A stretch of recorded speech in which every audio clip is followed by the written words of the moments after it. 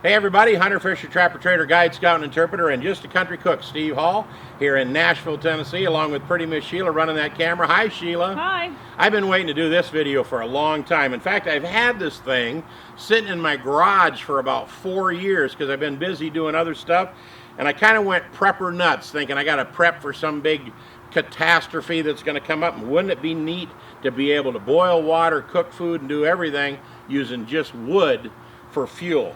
I got a Deadwood stove here from the Deadwood Stove Company out of Texas. So it's a US made product. We're going to stoke it full of wood and get it kind of fired up. But come on over here first. I want to show you some of the features of this thing.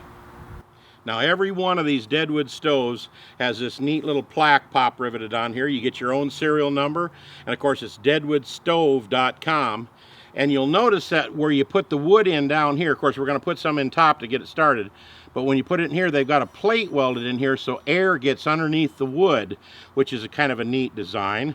And let me just go ahead and turn this thing around instead of moving the camera. On the back side is also a little inlet slot where air can come in the back and get underneath the wood and breathe as well. Now on top of this thing, we'll get a shot of that. Now these Deadwood stoves have a neat little rack right on top so you can cook your food, put a steak right on here, set on a frying pan, a Dutch oven, and it lifts up so you can load the wood in the top. Now it does have a little beveled, kind of an angle iron piece welded right there, and I can't get anybody to tell me what that's for, but it's welded in there for something. But I'm not going to dirty this thing up because I found this neat little rack in the garage, and I'm going to cook my steak on this, even though I'm going to spray both of them with this spray right here by Weber. And the reason I'm using this is because it's grill and spray, non-stick, and it also is non-flammable, so it's safe to spray on hot grills. And boy, you'd want to do this because this is going to be nothing but wood fire. So let's stoke this thing up with a little bit of... Now remember, I've never lit this thing before, so I'm kind of winging it with you folks. I'm going to put some paper towels down in there. Then I'm going to put in a few sticks of wood. Now we had a tree die in our front yard and we cut it down, and I saved a few of these little branches just for this recipe to put in here. I'm going to stoke this up pretty good. And here's a key point about this deal.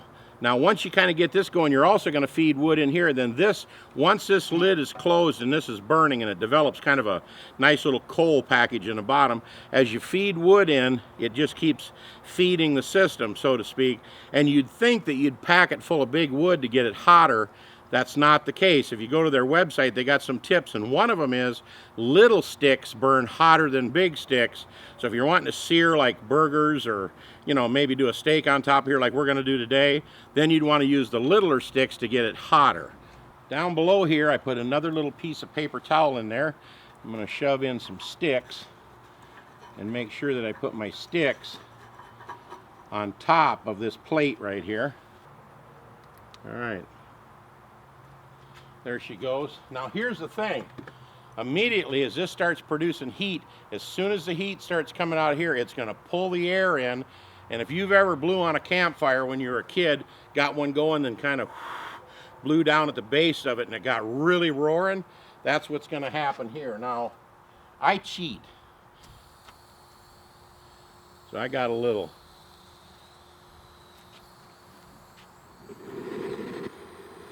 I got my little propane torch because I don't want to sit around here on this recipe and wait for this thing to start. So I'm going to give it a little bit of a head start here.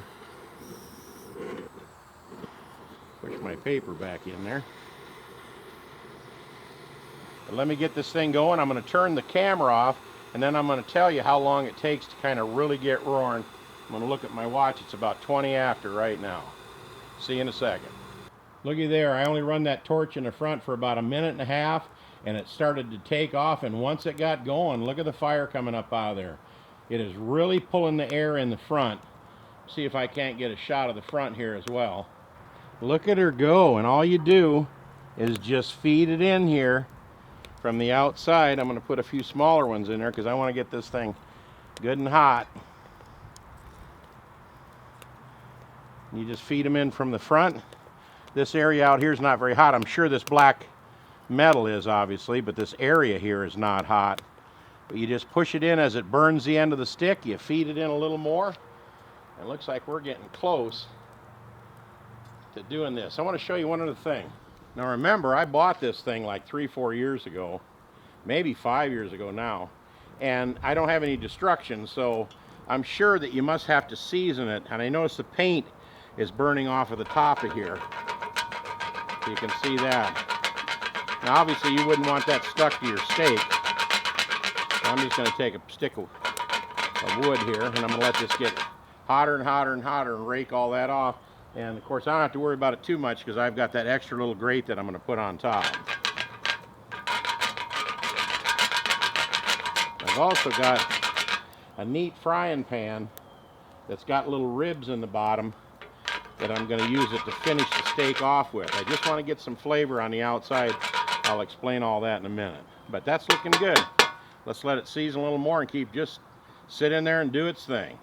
Man, I wish I would have caught that on camera. This started to slow down in here just a little bit, and I just took this stick and shoved those other sticks down in there further. It's going to require a little more wood right now.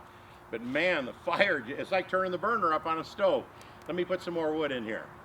I got my Weber non-flammable spray, so I'm going to move this back here. I'm going to hit this grill right there. I got a nice big juicy Porterhouse here, and you know I've got a channel called Cooking with Shotgun Red. You're watching it right now, and on that channel is my comparison to a vac pack machine to one of those food savers. I put this in a vac pack bag, and I used pepper, onion powder, and garlic powder, but not salt, because I didn't want it to pull the moisture out. And I didn't know when I was going to do this recipe, so I threw it in the freezer. So it's kind of got its own dry seasoning right on the steak already. We're going to keep feeding our wood in from the front. We're going to get a nice sear on both sides, and then I'm going to show you what else I'm going to do to it. All my YouTubers out there, are you ready for this? Man, oh man, look at this. Absolute delicious Porterhouse steak seared on top of that grill. Man, all done with sticks. You can these things will burn sticks and pine cones and leaves. You can burn about anything, and if you're really in a bind, you know, if you're one of them preppers out there, man, it'll burn anything. You can take dry wood in the back, split some kindling out of some just regular wood you got laying around the house, or you can just walk out of your car down through the ditch anywhere and pick up all you'd need to cook your next 50 meals in this thing. The coolest part about this is every now and then I just walk around here and push that wood in a little further, and it just, you know, it feeds itself. It is so cool. But I'm going to show you what I'm going to do here in just a second. Let me get this seared up on the other side. One thing you do have to do is you do have to tend the fire, because that little rascal does burn some wood in there because of that air coming below it. Remember, when this wood sticks out over the top of them coals, that air's feeding right in and going right up past the ends of all of this wood, and it's just beautiful. Check the back side of this steak. Looking delicious. Now see, I like mine super rare, so this would almost be done for me. I got a Lodge Griddle Pan. I call it a Griddle Pan. I'm not even sure what they call it, but it's got these little grooves in the bottom, and I'm going to transfer this steak in here to this pan. I'm going to lift this other griddle off. I'm going to put this pan on top, and I'll tell you why in just a second. Now here's what I would do if I'm cooking steaks for Sheila. I'd give them that flame-kissed flavor on the outside. Then I would transfer it to this pan right here, because she wants hers medium to medium well. And in order to cook it all the way through, it would probably get a little burnt on the outside coming right straight off the flame. But in this pan, it would be perfect. So we'll be back in just a little bit, and we'll take a look at what we got going here. Can you hear that Porterhouse steak sizzling over here? Now see, I'm going to take it off because I don't want it medium to medium well. Look at that. But I'm not done yet, because I've got recipes that I'm going to be doing on this thing for a long time with my Dutch oven, with some stews and a bunch of stuff, all cooked with wood. Now because this has some slots in it, and some of the oil and some of the butter gets down in there, I want some to get on my product. I'm using a whole stick of butter in here, melting this, because if you got a porterhouse steak, you just have got to have some fresh mushrooms. And I know you little stinkers up in Minnesota got morels. They got them down here too, but they're pretty plentiful up north. Our mushrooms are looking good, cooking on top. Our Deadwood stove, made in Texas, American made. They're a little over $200, but this thing is really built well, and the legs are adjustable, so you can crank it up and lower it down. I've got this table that I've had for a long time. It's an old table. I took it in the garage, and I drilled a few extra pilot holes in, put some nails in, made it real solid. I sat an old piece of plywood on top of here. This is going to be perfect because it's right at the height where I can cook real nice without getting on my hands and knees. I'm not much on doing that down on low to the ground work. Let me turn the burner up here just a little bit by adding just a little bit of wood, shoving it in. Just that simple. Man, oh man, this thing just fries at the perfect temperature. I couldn't be happier.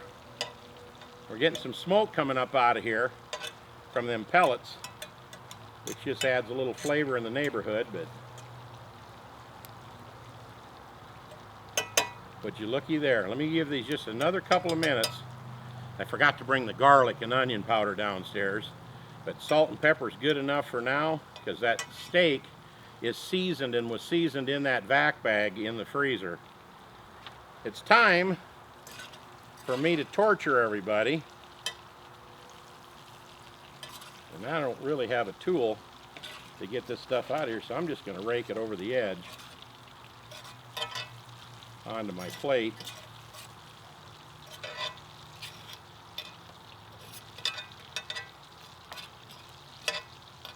And would you looky there, a porterhouse steak cooked on the Deadwood stove, smothered in onions and mushrooms.